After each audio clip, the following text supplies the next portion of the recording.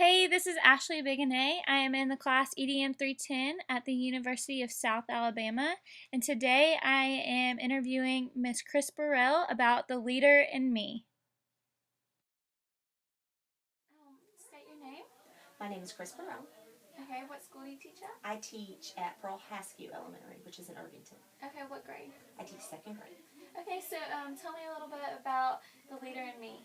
The Leader in Me is a movement that's based on a book that was written by Stephen Covey, and that book comes from his original book, The 7 Habits of Highly Effective People. Okay, how did you start it at your school? A teacher that goes to our school had visited a relative of hers, and her children were in a Leader in Me school, and she was watching these kids and seeing the amazing things that they were doing and the language that they were using. And so she came back to our school and said, we need to read this book, which is The Leader in Me, and The 7 Habits of Happy Kids. And my principal read it, and she chose a few teachers to read it, and we all fell in love with it and knew that it would do really great things for our kids at our school. Okay, how is it beneficial to the students and or the teachers?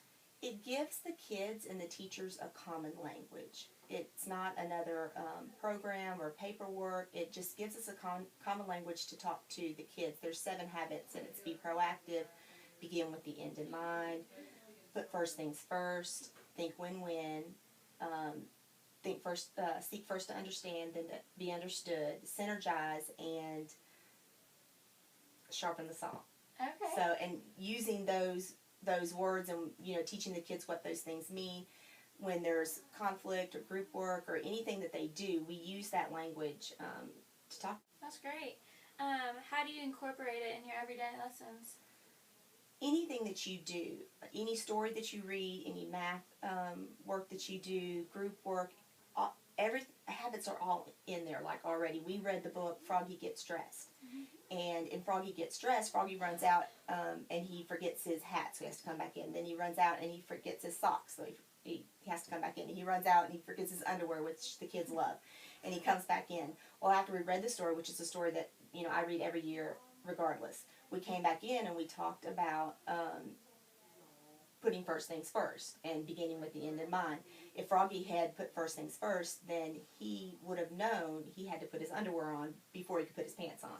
And so we brought out, and I teach second grade, we brought out a list, a piece of paper called the Prioritizer, and we talked about what they do in the morning, their normal morning routine.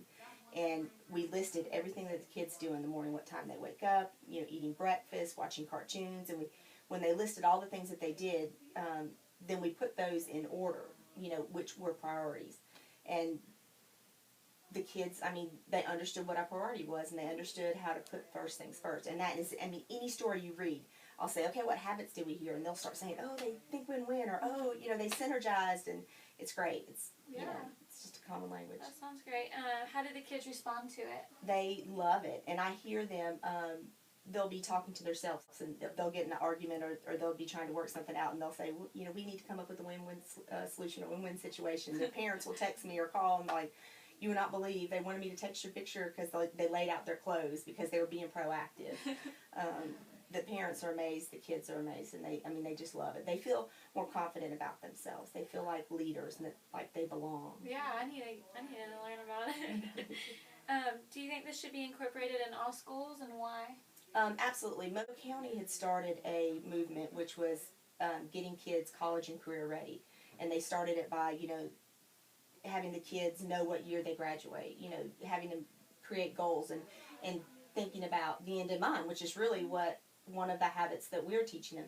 And this goes right along with what Mobile County's already doing. And my daughter's in 5th grade, and we just started this at our school this year, but I really wish she had that in kindergarten, because these kids that are getting this in kindergarten, these skills and these, knowing this language, they're going to be ready. They're going to be ready to graduate, and they're going to know how to set goals and priorities. I have kindergartners that are keeping data notebooks. Wow. It's great, and I think every child needs to have this and know what these habits are. Yeah. Well, thank you so much for interviewing with me.